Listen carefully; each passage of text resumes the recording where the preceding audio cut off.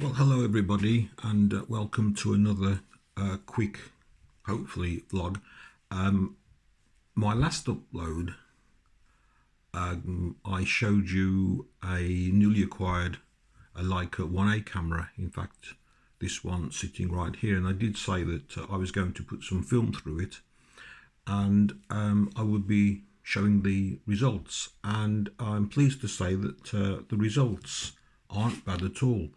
What I've done is, in my usual Heath Robinson way, I've simply printed my favourite frames, or some of my favourite frames of the film, onto some A4 paper. The film I had in there was I put a 24 frame Ilford FP4 film through the camera, and I developed it in Ilfocell 3.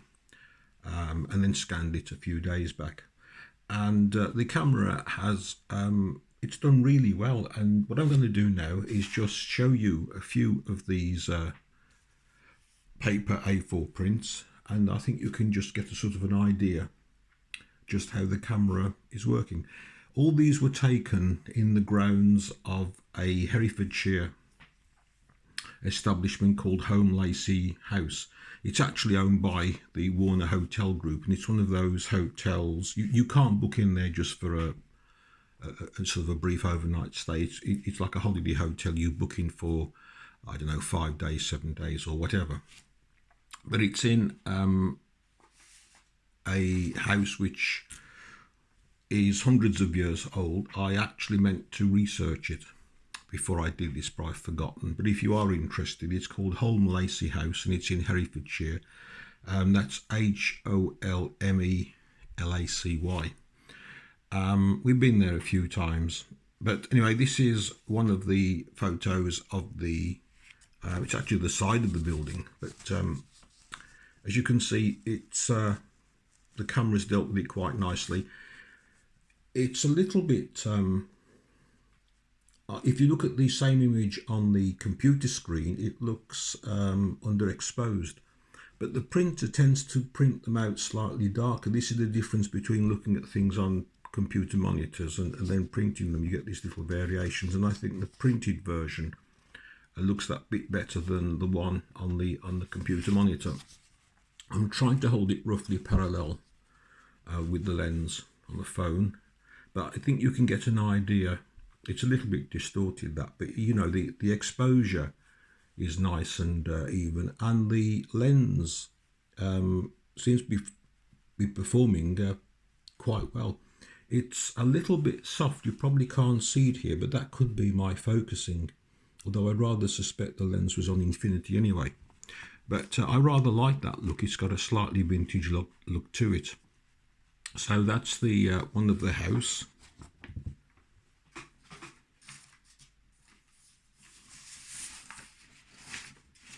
And that's another picture of the same house, looking at it from about 90 degrees from the previous one. And again, you know, it's a nice even exposure across the film plane. And there's a fair amount of detail there. I'll try to... There's some parallax error going on in here, of course, because of the angle of the sheet of paper and the phone. But I think you can get an idea of exactly what's going on there. I think rather pleasant photographs. There's one of the numerous ducks that hang around by the lake. And there's another one as well. I do rather like ducks, and these I thought they were quite amusing the way they hang around. So in the distance there is the lake. You know, apologies for not doing this a bit better, but I think you can get an idea that the camera is taking quite interesting photographs. This chap was, he spent most of the time we were there during the daytime fishing, and my wife was having a chat with him, and that's what he's been doing most of the time. Not, but I should point out, alone either. There was quite a few chaps who were down here fishing the lake. There's a stack of big fish in there, and this this chap I was chatting to, and I said, "Do you mind if I take your photograph?" And he said, "Carry on." Very pleasant chap, as indeed were the others.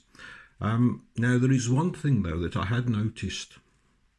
Again though, you know, the exposure across the plane is nice and even, demonstrating, you know, that the camera can take quite a competent photograph, even though there's somebody who's quite incompetent holding it.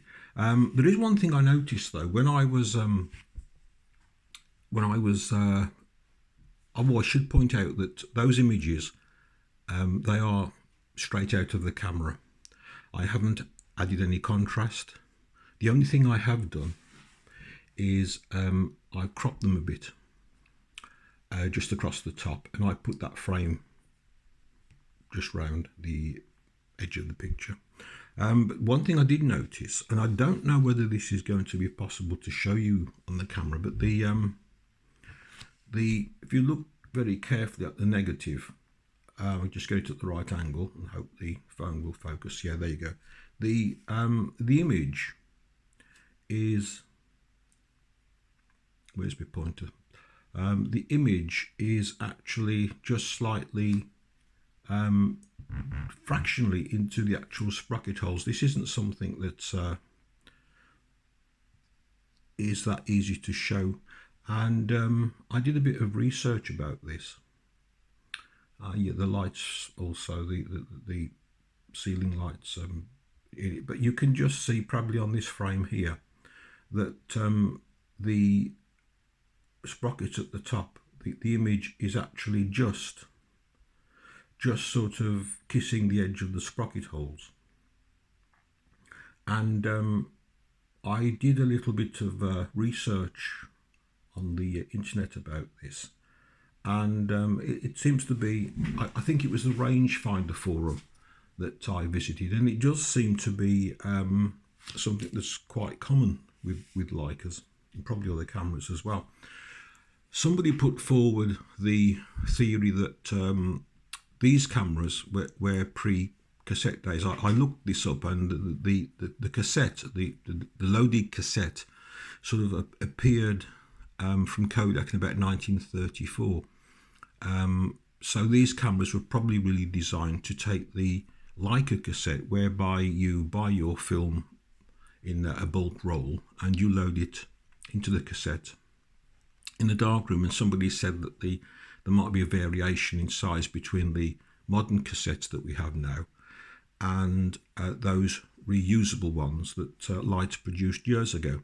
But other people mentioned that they're far later Leicas, like the one that got a 3F that was doing this, and it's not actually a problem really, because it's only very slight. I'm certainly not going to lose any sleep about this. And I've looked at some of my other cameras, and the 3B does it slightly, and it's simply not something that I'm losing any sleep over. It might want to be those odd quirks about cassettes that are built now and ones that are built previously. But I did, and this takes a bit of getting your head around this, because I wanted to know whether the film was sitting high or no. Now we have to remember that when we put a film in a camera, obviously we're putting it with the emulsion side facing out. So this is the shiny side, so that's the emulsion side of the negative there on that side. So I'm going to turn it back around now. So this will be the side of the film that's facing the back of the camera, and the other side will be facing the front. So if I turn the camera around, that's how the film would be. But of course, the image the camera projects onto the film will be upside down. So what I'm going to do now is I'm actually going to find the frame of the chap fishing, which is, where are we? Yeah, it's this one here. So we must imagine that, I've lost it again. I do apologise for this. Yeah, there he is. That's the chop fishing. So that's the way we'd be looking in the camera, because it's upside. He's upside down, and that's the emulsion side. So that's how the camera would have taken it. So to my way of thinking, now let's get this right. The film is sitting in the camera a little bit low. If the, imagine that that's the frame there. So if we were to be able to higher that, then it would bring this frame top down here and this down a little bit more. So to my mind, it's just sitting that little bit. Let me think now. What did I say before? It's sitting that little bit too high. So we need it probably should be, if it came down a little bit, we'd be about right then. So that's how I see it. If you see it differently, then you know, okay, fair enough. But I think it would be slightly high. So you have to sort of put your brain into reverse a bit to think about this one.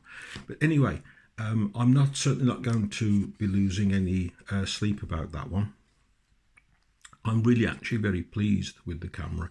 But there's another odd thing as well, and I don't think you'll be able to see this here, but the actual, each frame, it sort of slopes a little bit.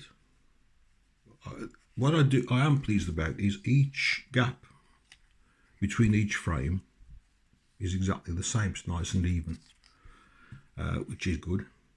But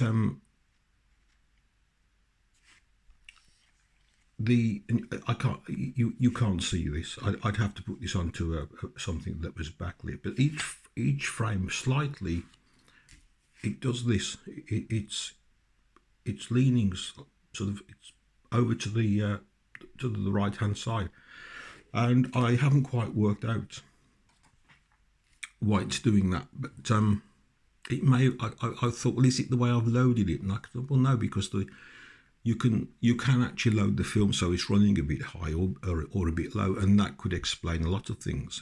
That could explain actually why the image is slightly kissing the sprocket holes, because I suspect there is a little bit of leeway. But and of course the problem with this camera is that you can't take the lens off when you've loaded the film.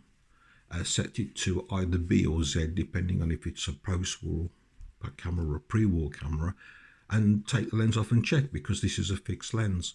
It is something that I tend to do with my other cameras, set it either a Z or B with the lens removed, and then press the shutter button and keep it down, and you can see the emulsion side of the film with the lens removed, and if there's any sign of any sprocket holes, I'll tend to reload it again.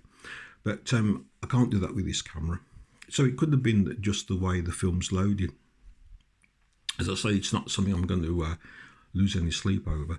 But I'm not sure that would explain why each frame seems to slope a little bit, unless the film actually, as it wound on, it sort of altered its plane slightly. But I've never noticed that on any other of the cameras doing that. But that's why I had a little black band running across the top of the image when seen on the monitor. So I just cropped that very, very slightly. So anyway, those are the results with this camera, a 90-year-old camera.